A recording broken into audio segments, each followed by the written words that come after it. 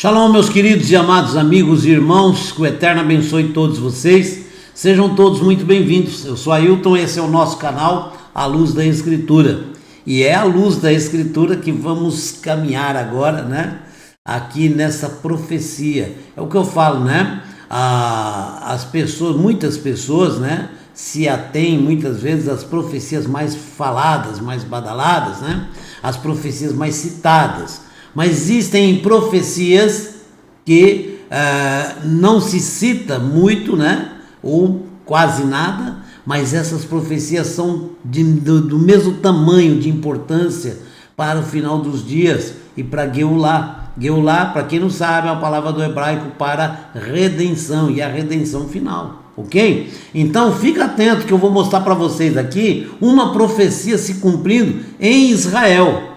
E olha que corre o risco de espalhar pelo mundo, hein? Presta atenção. Livro de Sofonias, poucas pessoas leem. Eu digo isso aí porque eu sempre consulto as pessoas. Não, vou mais em Isaías, Salmos, Ezequiel, Jeremias, né? Leem. O Naum lê Sofonias, né? Miqueias, mas é mais espaçado o tempo, é mais difícil. E tem profecias importantíssimas. Então a escritura é toda importante, toda, no geral, tá bom? Presta atenção no que eu vou te mostrar aqui, porque é realmente tremendo, tremendo. Presta atenção. Olha aí, ó. Puxar aqui para cima. Milhares de grows. Grows é um pássaro, né? Selvagem, deixa eu mostrar ele aqui. Olha aqui, ó, tá vendo? Aqui são grows. Olha aqui, ó. Quantos mortos? Tá vendo? Isso aqui é uma doença que não dá nos animais selvagens. Está dando, ok? Então tá lá, milhares de grows, imigrantes, certo? Morrem aleatoriamente no norte de Israel. É a profecia de Sofonias? É feita uma pergunta, certo? Olha o texto. Eu vou varrer o homem e a besta, que é o animal selvagem, né? Eu vou varrer os pássaros do céu e os peixes do mar. Farei com que os ímpios tropecem e destruirei a humanidade da face da terra, declara o Eterno. Zefaniah 1:3. O que é Zefaniah? Zefaniah é o nome, né, de Sofonias, aqui é o nome hebraico, né? Ok? Que não tem tradução, mas a tradução que põe aí é Sofonias. Mas o nome certo é Zefaniah, ok? 1:3, Sofonias 1:3, ok? Tá aqui, ó. Olha aí, carcaças de guindastes, que é o grow, também é chamado de guindastes, tá? Carcaças de guindastes cobrem o lago da reserva Ula Lake, né? No norte de Israel, em 26 de dezembro de 2021, ontem, ok? Após um surto de gripe aviária, certo? Autoridades de Parque da Natureza de Israel, ok? Vamos lá. No domingo, especialistas aviários da Nature and Parks Authority, ok? Eu sou péssimo em inglês, tá?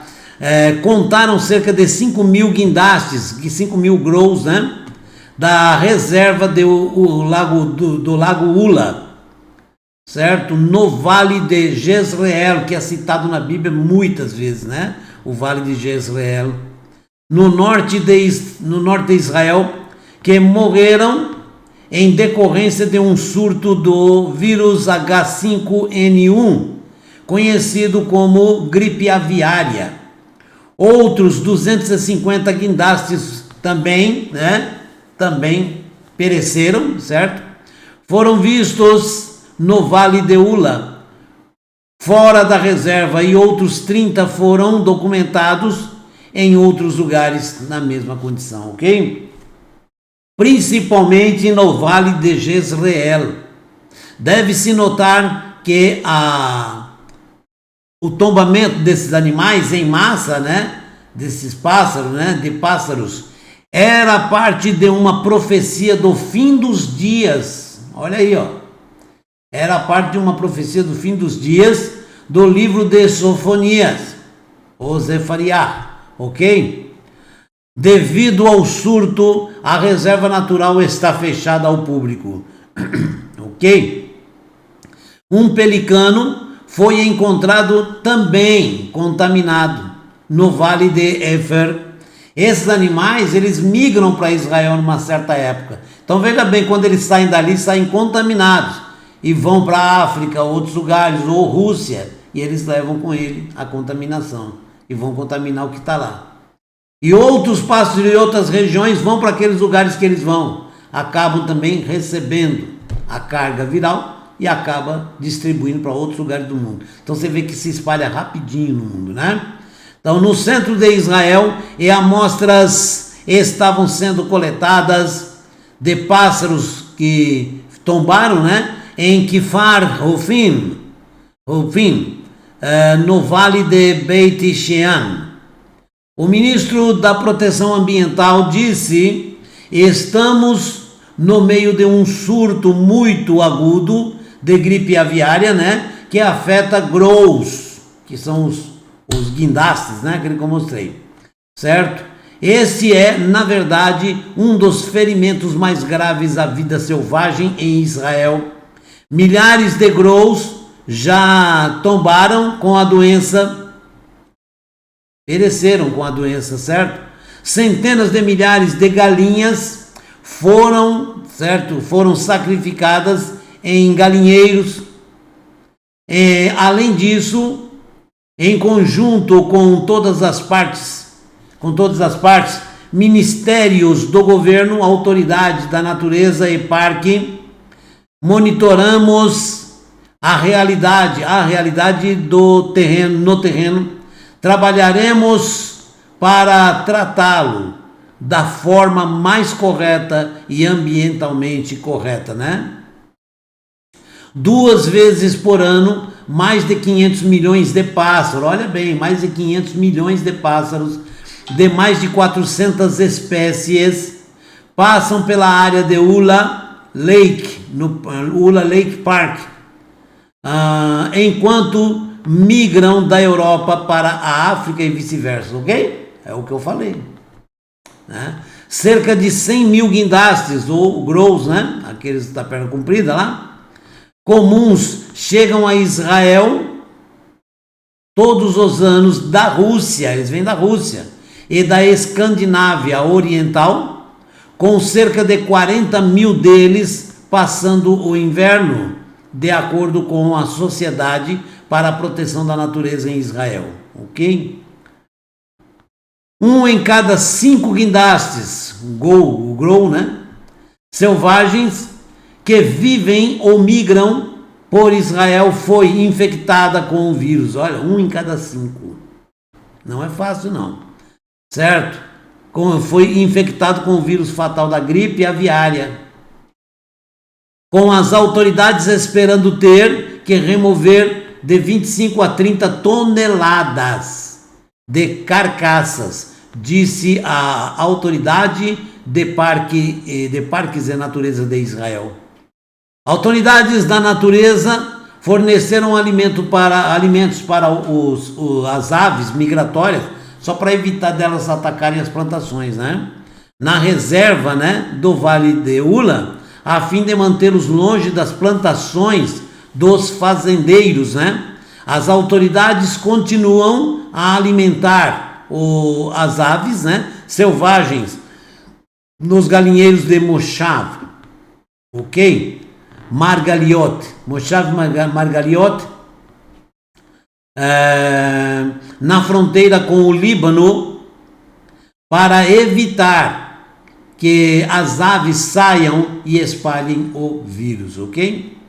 A autoridade de parques acredita que a doença se espalhou de Moshav Margaliot por meio de um motorista, suspeita, né, de caminhão, que entregou comida aos galinheiros, né, de lá, e depois trouxe comida para a reserva de Ula. Um porta-voz disse que Nunca houve um surto de gripe aviária entre as aves selvagens. Nunca. Isso é um caso, não é um caso raro. É um caso que nunca aconteceu. É a primeira vez, né? As autoridades culpam os agricultores por não fornecerem, não informarem o surto em tempo hábil.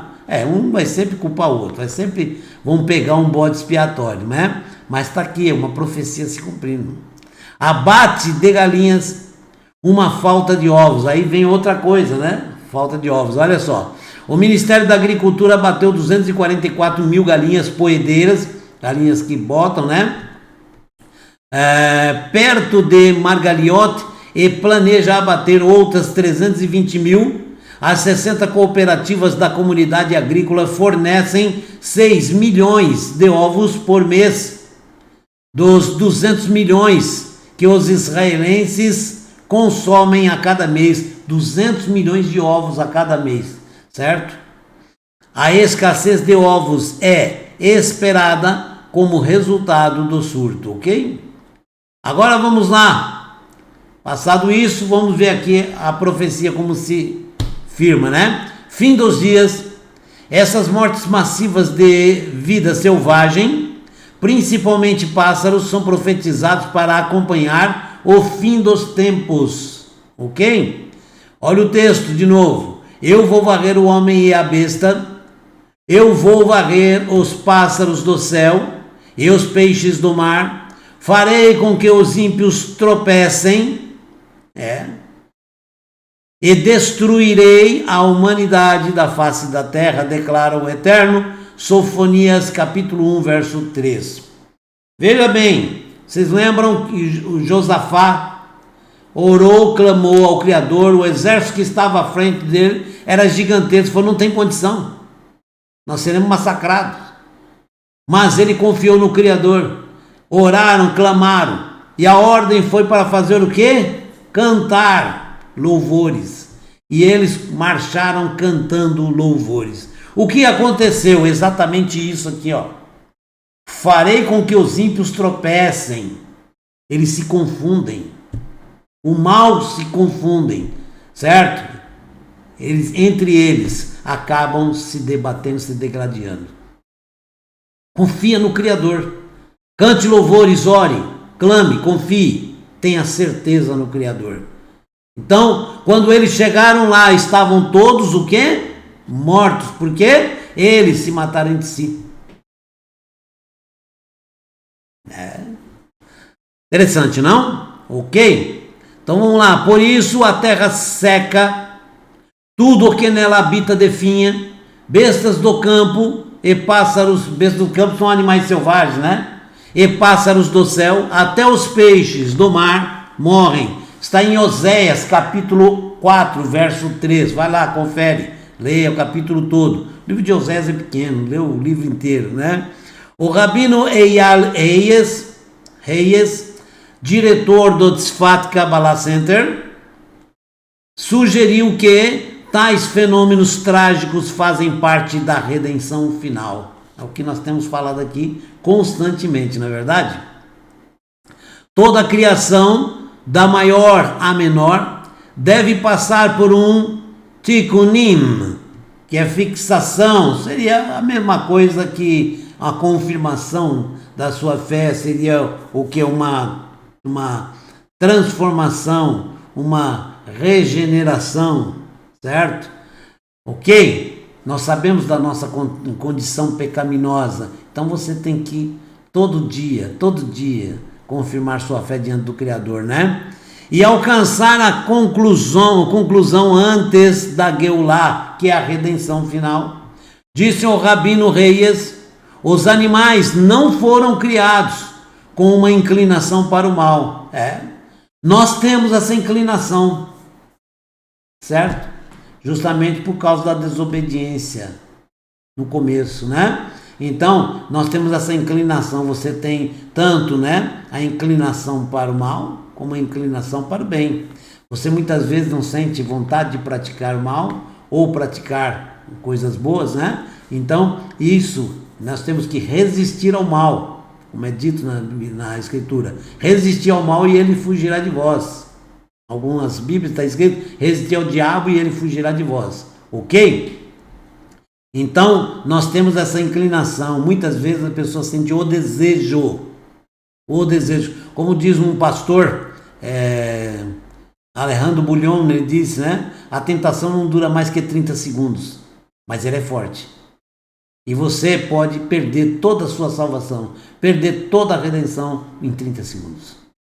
Ok? Então tá aí, né?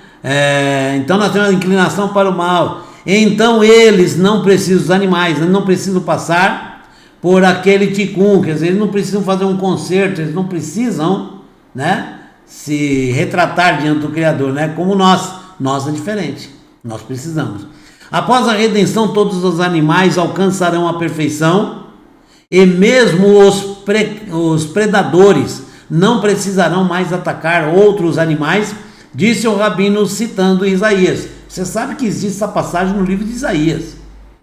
Não vai mais acontecer de animais atacarem um ao outro, ou se alimentar um do outro, né? Então tá aqui, ó. O lobo e o cordeiro pastarão juntos, e o leão comerá palha como o boi, e a comida da serpente será a terra, como uma minhoca, né? Em todo o meu monte sagrado, que é a terra inteira, né? Nada de mal ouviu, deve ser feito, disse o Eterno. Hashem é o nome, o Eterno, né? Isaías capítulo 65, verso 25. Vai lá, confere todo o capítulo, né? O mundo se tornará como uma arca de Noé. Os animais todos juntos, mas nenhum vai agredir o outro. Quando todas as criaturas viverem sob os cuidados diretos do Eterno, né? Ali, disse o Rabino Reis, sem, né, aquela inclinação maligna, né? Infelizmente que o pecado, quando entrou no mundo, ele trouxe tudo isso. São consequências, né? Então, tá ser como a arca de Noé foi uma amostra para nós de como será a eternidade. Sem mal, sem violência nenhuma, ok? Todas essas atividades na natureza, especialmente agora que estamos tão próximos dos dias finais, são mensagens de Deus, é o que eu falo sempre aqui. É Deus falando. Deus, ele fala de outra maneira, né? Como o ser humano. Ele fala muitas vezes na natureza, certo? Muitas vezes Deus fala até com uma dor, para te alertar, te avisar, né? Eu já vi inclusive um pastor falar uma coisa: irmão, você deveria dar graça até por uma perna que você quebrou. Por quê? Porque às vezes você ia morrer lá na esquina, e Deus permitiu sua perna quebrar aqui, para você não morrer lá. E você às vezes fica xingando. E o Criador, nossa, eu salvei tua vida. E é verdade isso. Ele está certíssimo, esse pastor, né? Então, todas as atividades na natureza, especialmente agora que estamos tão próximos dos dias finais, são mensagens de Deus.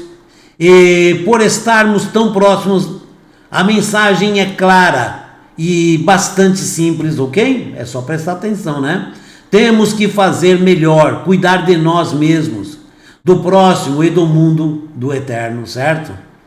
Nossa capacidade de destruir é muito maior do que nunca hoje o homem tem, entendeu? Pode destruir o planeta inteiro se ele quiser, né? Certo? Força para isso eles têm, equipamentos e tudo mais, né? Podemos destruir o mundo com um toque de um botão, que eu acabei de falar, certo? Podemos destruir ambientes inteiros sem muito esforço, mas nossa capacidade de consertar essas coisas é muito maior. Isso é verdade. Sim, estamos poluindo como nunca antes, mas como nunca antes temos a capacidade de cuidar da natureza, que é nossa sobrevivência também, né? Isso é especialmente verdadeiro em Israel, onde a natureza é um aspecto de nosso relacionamento com Deus. E vemos isso, né?